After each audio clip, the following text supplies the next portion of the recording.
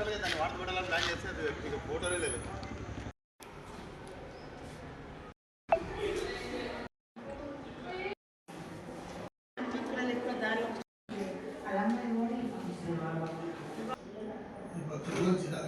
Board అది లోపు 2 lakhs relaxation వచ్చాను అక్కడే అతను చెప్తున్నాడు.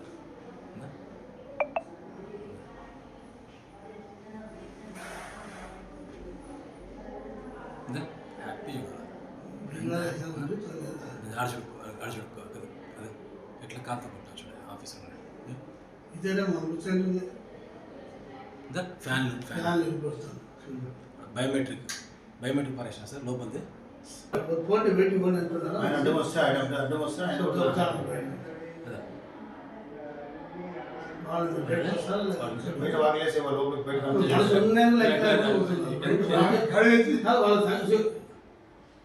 వాళ్ళు తగిలిన తర్వాత వాళ్ళకి చెవులు రక్తం వచ్చింది చెవులు రక్తం వచ్చింది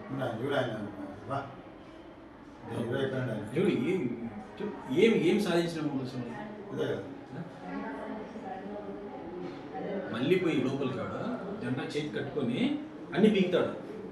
చూసాను ఇతను విభూతి పెట్టుకొని పోతాడు, విభూతి పెట్టుకొని పోతాడు పారిస్తుంటే. వాళ్ళు ఉండాలని తెలిసి కూడా కట్టితో కొట్టి వాళ్ళకి పరిగెత్తి దెబ్బలు తగలి కదా పరిగెత్తి వచ్చేసేవాళ్ళు. అంత ధర్నా చేసేటప్పుడు మీకేమో ఇంటిమేషన్ ఇవ్వలేదు సార్? ఇంటిమేషన్ ఇచ్చింటే ఇంకేమైనా వచ్చేవాళ్ళం. చెప్పినా కదా మేనేజ్మెంటే లేరు, ఇంటిమేషన్ లేదు, ఏమి లేదు.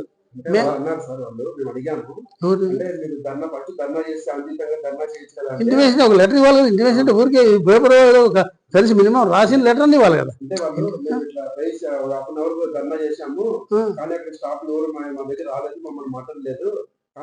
మేనేజ్మెంటే లేదన్నప్పుడు స్టాఫ్ ఎవరు అటువంటి అట్లా కొట్టేదండి. వాళ్ళు ఉండేది 15 మంది, మన వాళ్ళు స్టాఫే 100 మంది ఉంటారు. కొట్టి పారేస్తే అట్లా అనుకుంటే ఏముండదు. అట్లా వాళ్ళు రెచ్చగొడితే ఇంతమంది ఉన్నప్పుడు వాళ్ళు కొట్టలేరా? రెచ్చగొట్టే మాట్లాడితే పలుకొడతారా? రెచ్చగొడితే వీళ్ళు కూడా మాట్లాడుకుంటే వీళ్ళు చేసిన దానికి వాళ్ళేంత రెచ్చిపోవాలి. ఇంక అట్లా అనుకుంటే బయటకు కూడా పోయగలరా? అంతమంది ఉన్నప్పుడు ఏమంటే మన వాళ్ళు మన క్యాంపస్లో దెబ్బలు పడకూడదు కానీ వాళ్ళు జరిగిన దానికి 100కి ఫోన్ చేసి సిఐ గారు వచ్చి తర్వాత ఉన్న వాళ్ళని పిలుచుకెళ్ళినాడు. ఇక్కడ అంత పరిగెత్తిపోయినారు. అప్పటికి ఫస్ట్ ఎక్కడి నుంచి స్టార్ట్ అయింది సార్ ఈ గొడవ? లోపలికి రావడం కారణం ఏంటి? ఇవన్నీ చెప్తున్నాను కదా, మేనేజ్మెంట్తో మాట్లాడాలి. ఏమని అడిగితే జిందాబాద్ ఏఎస్ఎఫ్ జిందాబాద్ కూర్చున్నారంట. ఏమంటే మేనేజ్మెంట్తో రావాలి, మేనేజ్మెంట్ రావాల్సిందే అంతే. స్టాఫ్తో ఏమని మాట్లాడకూడదు, వచ్చి కూర్చున్నారు. అంటే వాళ్ళు ఉండడం ఏమంటే సార్ ఇక్కడ అదేదో బిహెచ్ఎంఎస్ కోర్స్ సంబంధించి అటువంటి ఏమీ లేదు. అదే అది ఎవరున్నారో ఆ ప్రూఫ్ ఎవరున్నారు? ఒక పేరెంట్ కంప్లైంట్ చేసినారా, ఒక స్టూడెంట్ కంప్లైంట్ చేసినా అది కూడా మాకు కావాలని మేము కూడా అడుగుతున్నాము. అంటే వాళ్ళ దగ్గర ఏదో లిస్ట్ తీసారంట సార్, ఏది కోర్సుకి పలానా విద్యార్థి వాళ్ళు వసూలు చేస్తున్నారని వాళ్ళకి ఏదో అటువంటి ఏమీ లేవు. గురించి మేము మాట్లాడదామని వెళ్తుంటే వాళ్ళు ఎవరు మమ్మల్ని రానివ్వడం లేదు. మీరు లెటర్లో రాసుకున్న ఇస్తే మేము పిలిచి మాట్లాడతాం కదా. ఇంటిమేషన్ లేదు, ఏమి లేదు. ఎక్కువ అనుకుంటూ వస్తే మీకు కూడా మాకు ఇన్ఫర్మేషన్ మేమే లేము అసలు 2 రోజులు అక్కడ.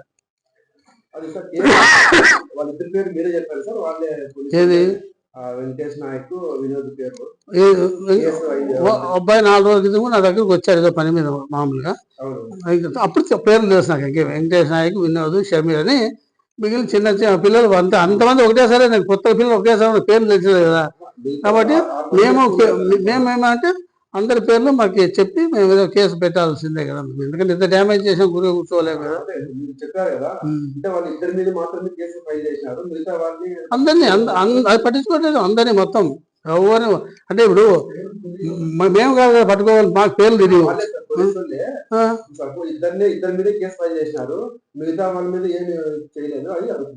కరెక్ట్. వాళ్ళని పోయింది మేము పెట్టిండే వాళ్ళని అడిగితే వాళ్ళే చెప్తారు. వాళ్ళ గ్యాంగ్ అనేది వాళ్ళకే తెలిసినారు. పేర్లు ఎవరెవరు వచ్చినామో వాళ్ళు చెప్తారు. ఇంత స్పీడ్ ఇప్పుడు మామూలుగా జరిగినప్పుడు తప్పించుకుంటారు, ఎవరు ఉండలేరు కదా. అంతమంది పెట్టుకుంటే కేవలం 2 మీదే పెట్టారు కదా? లేదు, మాకేం అందరి మీద పెట్టి మాకు అసలు ఎవరిని వదలాలనే లేదు మాకు. అప్పుడు ప్రజెంట్ దొరికిన వాళ్ళు తీసుకెళ్ళి వాళ్ళ 2 మీద పట్టినారు ఫస్ట్. తర్వాత అందరినీ బైండ్ ఓవర్ చేయాలనే దానికి మేము చెప్పాము, ఎవరిని వదలొద్దు సార్. ఎందుకంటే మాకేమి ఇప్పుడు నష్టం చేసిపోయిన వాళ్ళు వదిలితే ఏమొస్తుంది చెప్పండి. సరే నువ్వు యూనియన్ అయినా కూడా దౌర్జన్యంతో పలగొట్టమని ఉంది, ఎక్కడన్నా ఉందా మీకు? అరుసు ఎంతసేపు అరుస్తావు? అరుసు అంతవరకే కానీ దౌర్జన్యంతో పగలగొట్టేసి రూల్ ఉంటే మేము కూడా అది ఏదైనా మీకు ఒక పేరెంట్ ద్వారా ఏదైనా నీకు అర్జీ వచ్చింటే రావాలి తీసుకో సార్ ఆ పేరెంటే పిలుచుకోవాలి సార్ మాది ఇది ప్రాబ్లం ఉంది చెప్పాలి దానికి మేము అంతవరకు జరిగిపోయింది. మిత్రులకు గుడ్ ఈవినింగ్.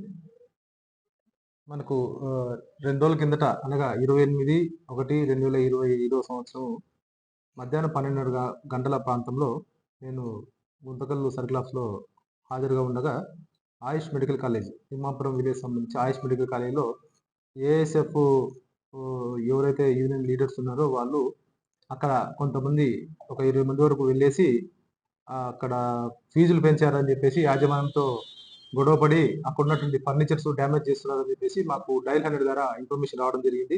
ఇమీడియట్గా నాకు తెలియడంతో నేను ఇమీడియట్గా నా staff Guntakal rural police station staff తీసుకునేసి ఇమీడియట్గా అక్కడికి వెళ్ళేసి అక్కడ ఉన్నటువంటి వెంకటేష్ నాయక్ అండ్ వినోద్ని మా ఆధీనంలో తీసుకున్నాము.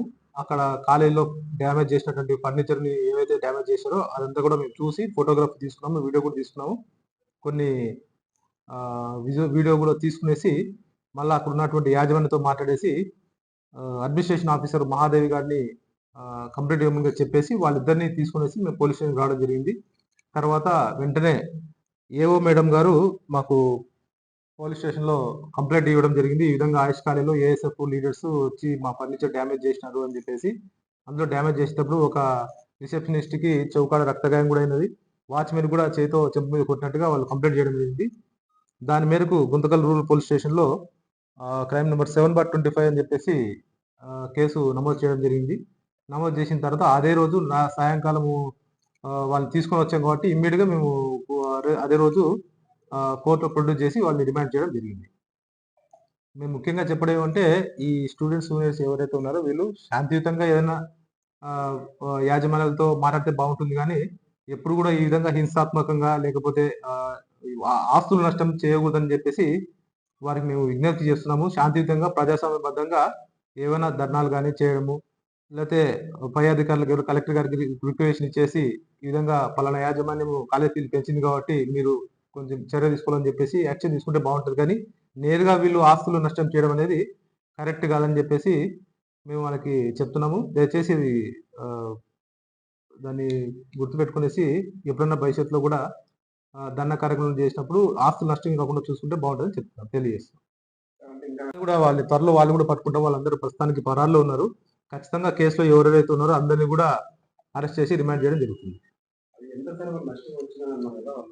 వాళ్ళు కంప్లైంట్ ఇవ్వడం సుమారు వాళ్ళ ప్రాపర్టీ నష్టం వచ్చేసి 12 లక్షలుగా వాళ్ళు నమోదు చేయడం జరిగింది. అద్దాలు, జిరాక్స్ మిషన్ కానీ, బయోమెట్రిక్ మిషన్స్ కానీ, వాళ్ళు సర్వర్ పెట్టుకున్నారు, ఆ సర్వర్ కూడా డ్యామేజ్ కావడంతో మొత్తం ప్రాపర్టీ లాస్ట్ 2 lakhsగా వాళ్ళు చెప్పేది డ్యామేజ్ మొత్తం కలిపి 12 లక్షలు.